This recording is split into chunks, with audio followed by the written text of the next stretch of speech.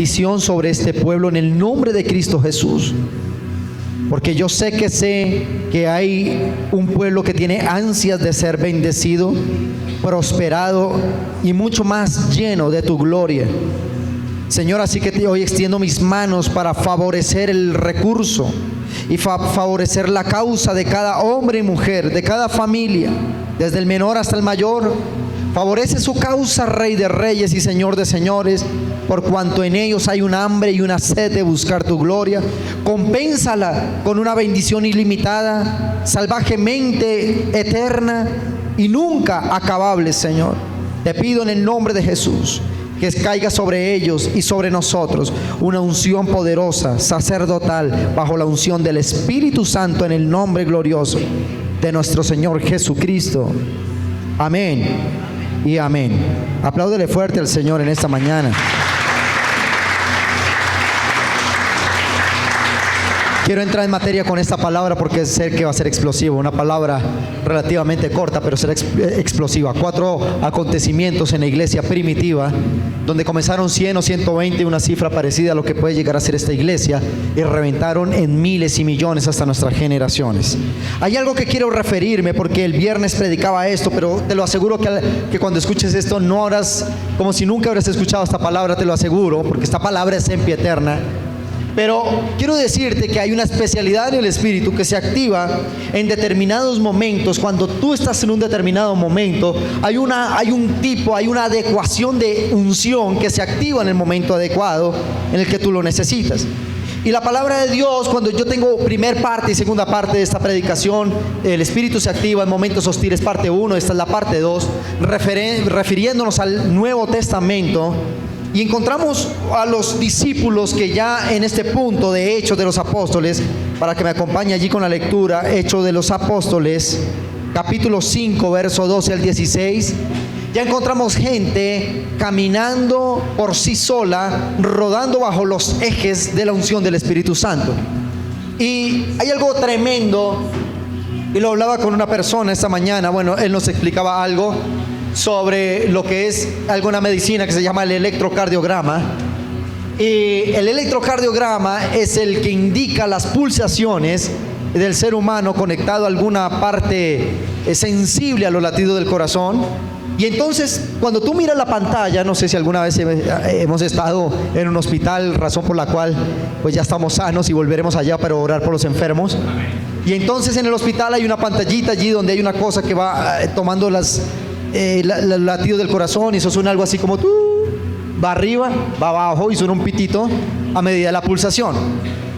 Cuando ese electrocardiograma está para arriba y está hacia abajo, tiene un maravilloso indicativo. Así la persona esté muy enferma, tiene un gran maravilloso significado, y es que está viva todavía, está en la cima, cae un poco y sube, pero se mantiene.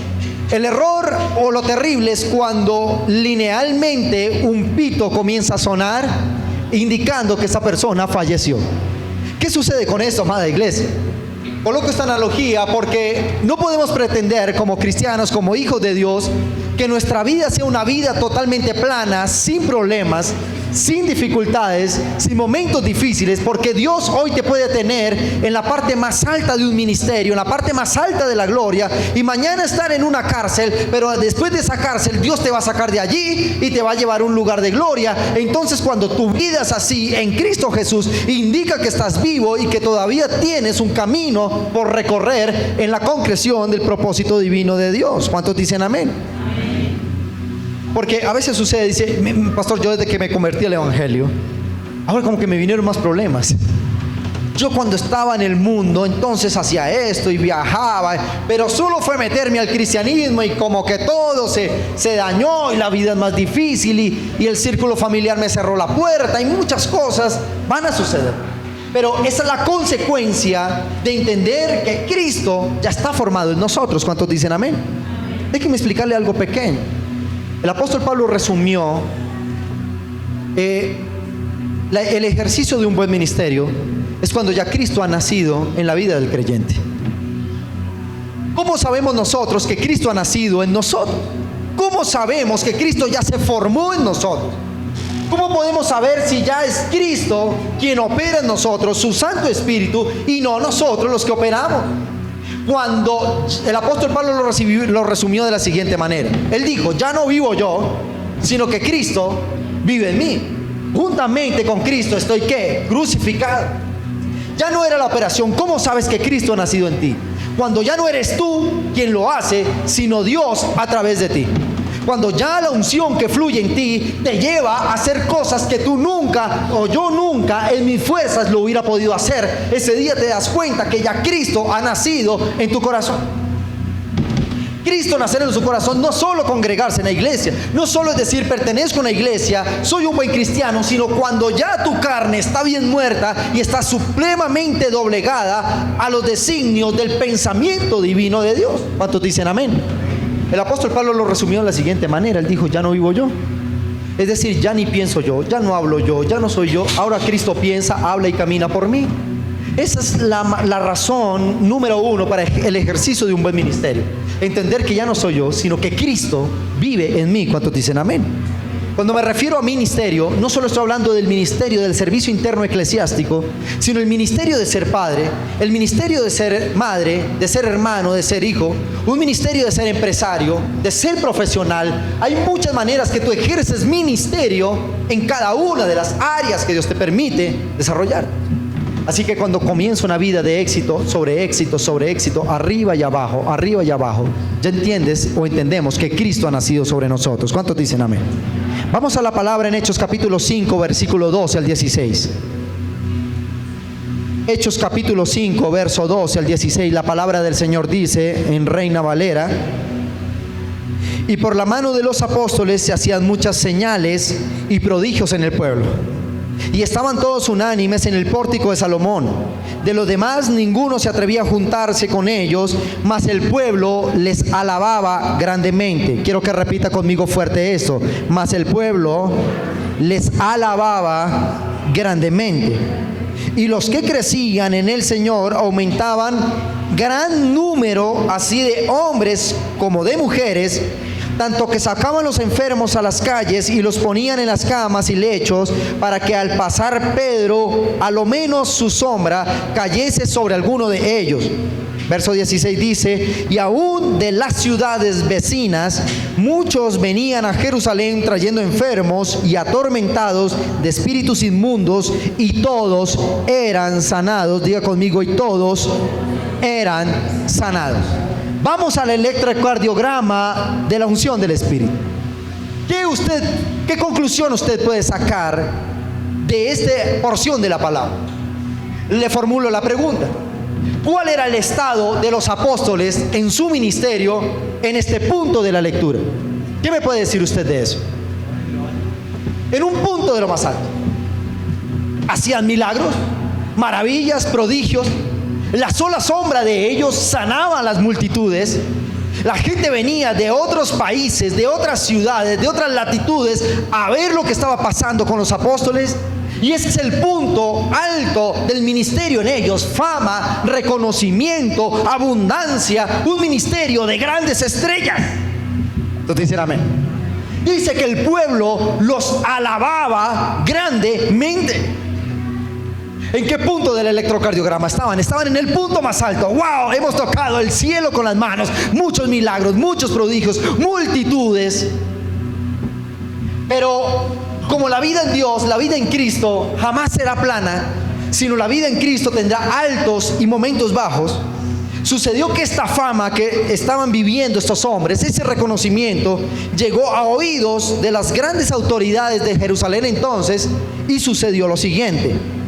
En el capítulo 5, el verso 17 y 18 del libro de los Hechos, no nos vamos a salir de ese capítulo 5, solo que estamos en el verso 17 y 18, dice: entonces levantándose el sumo sacerdote, la máxima autoridad espiritual de ese entonces, y todos los que estaban con él, esto es la secta de los seduceos, se llenaron de celos. ¿Se llenaron de qué? Y echaron mano a los apóstoles y lo pusieron en la cárcel pública. ¿Alguien me puede explicar qué está sucediendo acá? Unos versículos antes, los discípulos eran famosos, poderosos, muchos milagros, mucha unción y la gente los alababa. Pero en unos versículos más adelante dice que los apresaron y ahora no estaban en la cima de la gloria, de la fama, sino en una cárcel, desechados. Ahora el ministerio de los discípulos estaba ejerciéndose en una cárcel. Ese es el electrocardiograma en el espíritu. Puedes estar un momento alto, de un momento a otro abajo, pero algo te tengo que asegurar, que cuando estamos en Cristo Jesús, de lo alto caes a lo bajo. Dios inmediatamente va a activar una pulsación de su espíritu en ti para que vuelvas a la cima y completes el plan y el propósito que Él te ha mandado a desarrollar sobre la tierra. ¿Cuántos dicen amén a esto? Dice acá, pero tanta unción, crecimiento y grandeza provocaría celo y persecución entre los fariseos. Se creó un ambiente hostil, diga conmigo, un ambiente hostil para la manifestación del Espíritu. Siempre que haya una manifestación del Espíritu en su vida, van a levantarse cosas para impedir que esa manifestación fluya en su vida. ¿Cuántos dicen amén? Y sucedió algo. Cuando estos hombres estaban en la cárcel, Dios les había dicho, prediquen. ¿Cómo le dijo? Ellos tenían un propósito eterno. ¿Cuántos creen en esto? Levante su mano derecha y diga conmigo, lo que yo tengo es un propósito eterno e indestructible. Dígalo, e indestructible. ¿Cuántos creen en esto? Te lo voy a demostrar. Capítulo 5 del libro de los Hechos, verso 19 al 25 dice: mas un ángel del Señor, abriendo de noche las puertas de la cárcel y sacándolos, dijo: id y puestos en pie en el templo, anunciad al pueblo todas las palabras de esta vida. Habiendo oído esto, entraron de mañana en el templo y enseñaban. Entre tanto vinieron al sumo sacerdote y los que estaban con él, y convocaron al concilio y a todos los ancianos de los hijos de Israel, y enviaron a la cárcel para que fuesen traídos. Pero cuando llegaron los alguaciles, no los hallaron en la cárcel. Entonces volvieron y dieron aviso diciendo: por cierto, la cárcel hemos hallada cerrada con toda seguridad, y los guardas afuera de pie ante las puertas, mas cuando abrimos, a nadie hallamos dentro. Cuando oyeron estas palabras, el sumo sacerdote y el jefe de la guardia del templo y los principales sacerdotes dudaban en qué vendría a parar aquello de la unción en los apóstoles. Pero viniendo uno les dijo esta noticia: he aquí, los varones que pusiste en la cárcel están en el templo y enseñan al pueblo. Repita conmigo: he aquí, los varones que pusisteis en la cárcel están en el templo enseñando al pueblo. Hay algo tremendo en todo esto. Cuando Dios te llama para ejercer un propósito en la tierra, Satanás se va a molestar por ello. El diablo, de hecho, en este momento está molesto contigo, está molesto con tu casa, está molesta con la iglesia, está molesta con tus generaciones, porque al diablo le incomoda que alguien ejerza el propósito. Y esto le sucedió a los apóstoles. Estaban en un momento alto porque el Espíritu vino sobre ellos. Al otro día estaban en una cárcel, pero hasta allí fue el ángel y los libertó y los puso en el lugar donde deberían estar, los lugares de grandeza, de transformación, en los lugares donde se para un hijo de Dios y transforma las ciudades y transforma las generaciones, porque ese es el destino de un hijo de Dios, cumpliendo el propósito. ¿Cuántos dicen amén? Y entonces no pasaron horas cuando Dios envió su ángel y los sacó. ¿Y dónde estaban ahora predicando? Diga conmigo: en el templo. Comenzaron en lo alto, fueron a la cárcel y otra vez estaban predicando a las multitudes y siendo alabados por todos. ¿Cuántos dicen amén? ¿Cuántos dicen amén a esto? Y entonces sucede lo siguiente. Cuando se enteraron los alguaciles y las autoridades espirituales y judiciales del Israel de ese entonces, pasó lo siguiente en Hechos capítulo 5, verso 26. Entonces el jefe de la guardia con los alguaciles los trajo sin violencia. Diga conmigo: sin violencia, porque temían ser apedreados por el pueblo. Escúchame bien.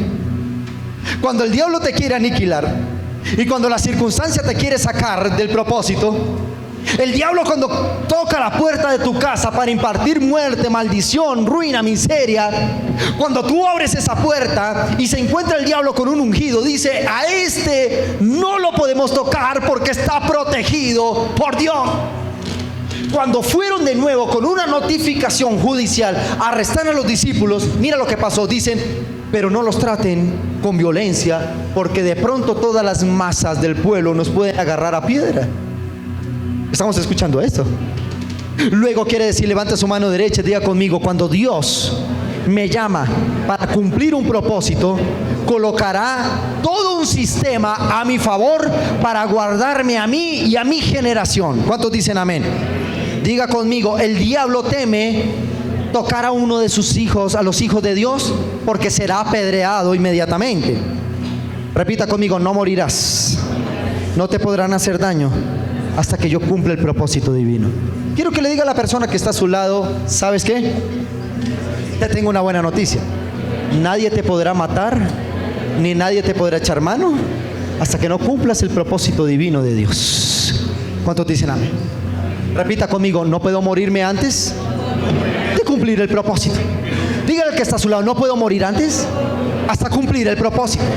Nadie te podrá matar, nadie te podrá aniquilar. Aunque han querido hacerlo, nadie lo podrá hacer, porque hasta que no cumplas el propósito, por grande que sean los alguaciles que lleguen a tu casa para arrestarte, no te tocarán, porque tienen una orden divina que los ungidos de Dios cumplen el propósito por encima de todo. Por razón por la cual Dios dice: cielo y tierra pasarán, pero mis palabras no pasarán. Luego quiere decir que la palabra que usted ha recibido, nadie la podrá detener en su vida ni en la vida de sus hijos, porque cielo tierra pasarán, pero la palabra profética que Dios te ha hablado en este lugar no podrá pasar ni podrá ser quebrantada hasta que Él lo ordene, en el nombre de Cristo Jesús.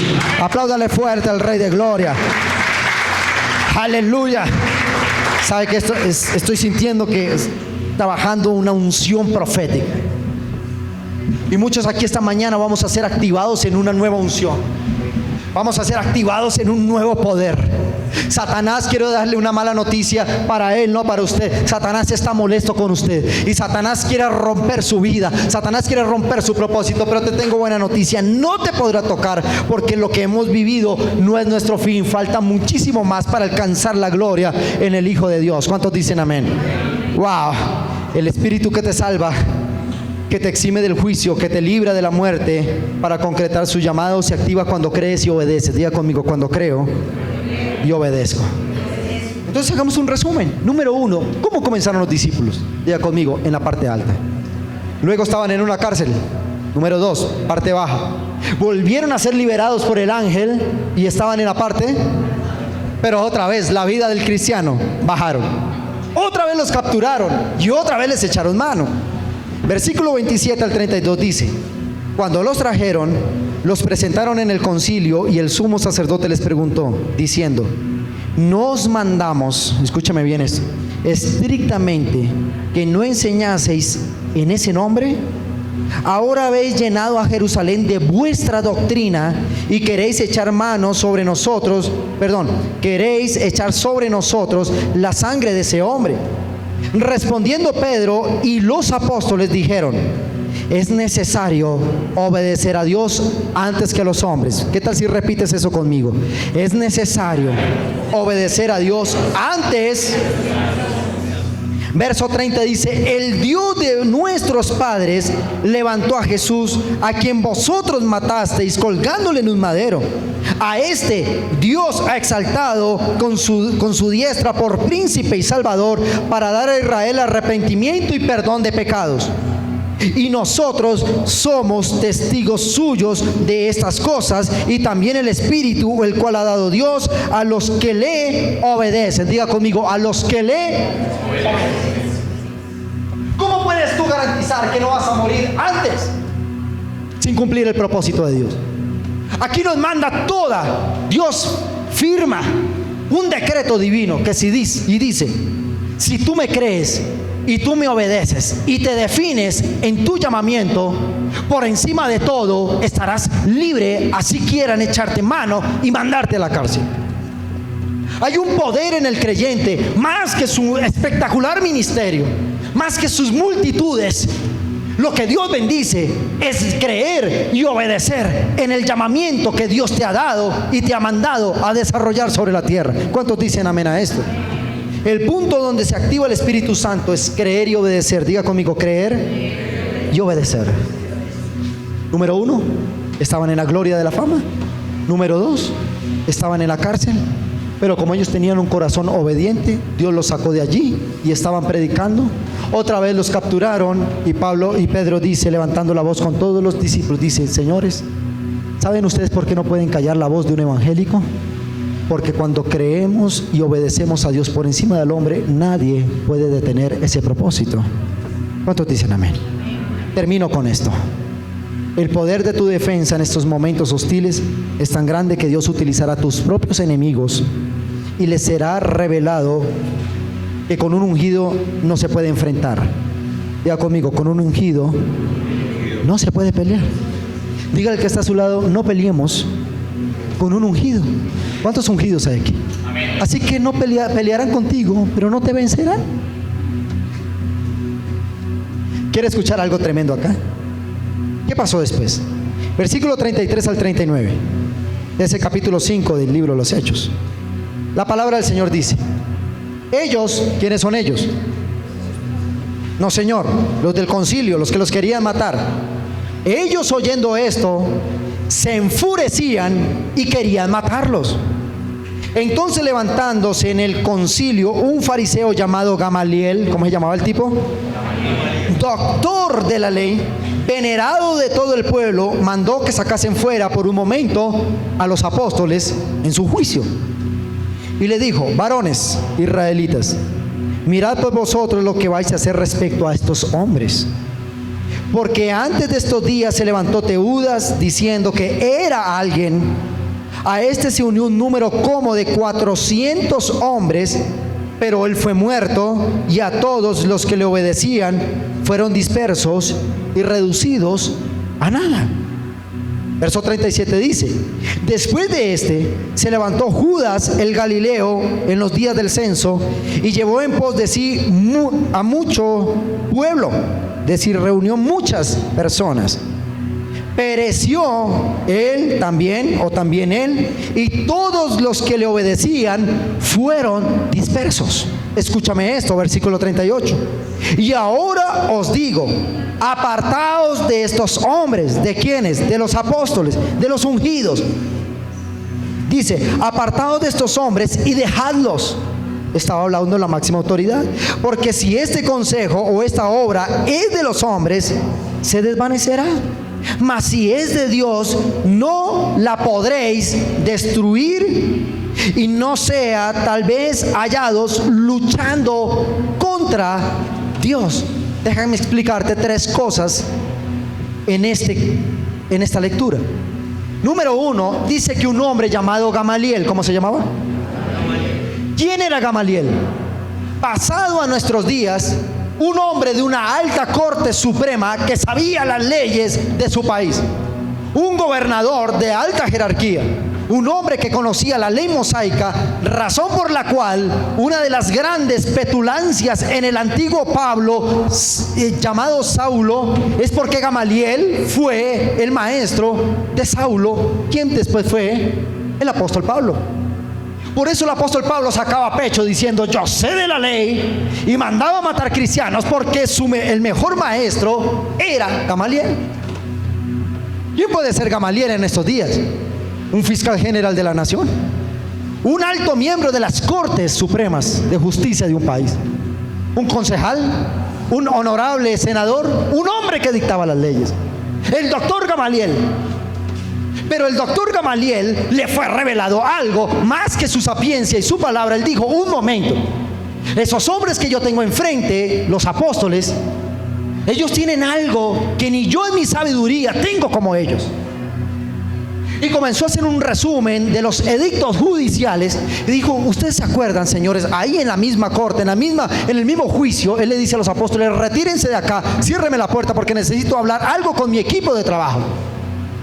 Y Gamaliel les dice: señores, ¿ustedes recuerdan que se levantó alguna vez un hombre llamado Teudas? Sí, Gamaliel, si acordamos. ¿Te acuerdas que él alcanzó a reunir como 400 hombres creyendo que él era alguien? Sí. ¿Y cuál fue el fin de Teudas? ¿Se acuerdan que las autoridades le dieron de baja?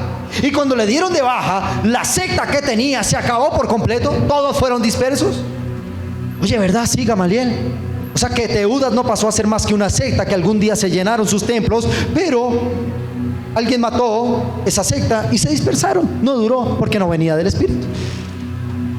Y Gamaliel continúa diciéndole a su equipo de trabajo, a la honorable corte, diciéndole: señores, y después de Teudas se levantó Judas el Galileo, y él, creyéndose a alguien, comenzó a capturar muchas personas, lo comenzaron a seguir. Y se acuerda que él también murió y todos fueron dispersos. Sí, Gamaliel, sí recordamos. Pero les voy a decir algo.